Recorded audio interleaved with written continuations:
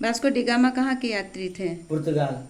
Europe वासियों ने दिशा सूचक यंत्र का उपयोग किससे सीखा? अरबों से।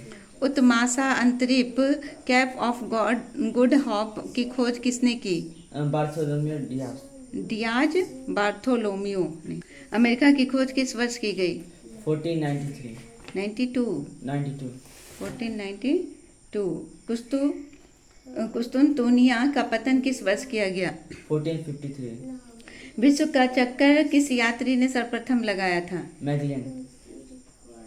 भारत, सही और गलत बताएं। भारत के मूल निवासियों को रेड इंडियन कहा जाता है। गलत। उत्तमासा अंतरिप की खोज ने भारत तक पहुंचने का मार्ग प्रशस्त किया। सही। भारत अटलांटिक महासागर के पूर्वी तट पर स्थित है। गलत। मार्को पोलो ने भारत की खोज की। सही।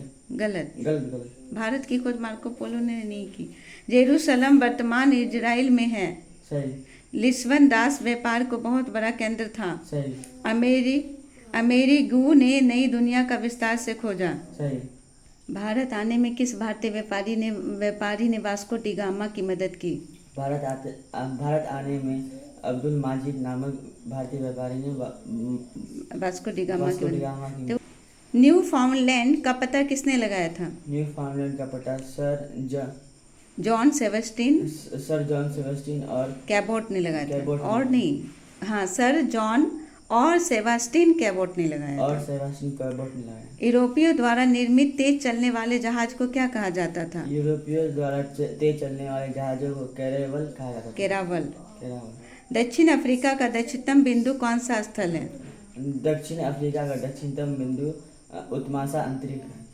11वीं और 12वीं शताब्दी में ईसाइयों एवं मुसलमानों के बीच धर्म युद्ध क्यों हुआ था? 11वीं एवं 12वीं शताब्दी में ईसाइयों एवं मुसलमानों के बीच जेरूसलम वर्तमान इजराइल में अवस्थित है जिस पर आधिपत्य करने मुद्दे को लेकर ईसाइयों और मुसलमानों के बीच युद्ध हुआ। 1453 में कुस्तुनतुनिया पर किसने आधिपत्य जमाया? 1453 में कुतुस्तुनिया पर आधिपत्य तुर्की ने लगाया। पुर्तगाल और स्पेन किस महासागर के पास अवस्थित है? पुर्तगाल अटलांटिक महासागर के पास एवं स्पेन भूमध्य सागर एवं अटलांटिक सागर के पास। हाँ, अटलांटिक और भूमध्य सागर के पास स्पेन। अटलांटिक महासागर के पास पुर्तगाल तथा अटलांटिक और भूमध्य सागर के पास स्पेन अवस्थित है।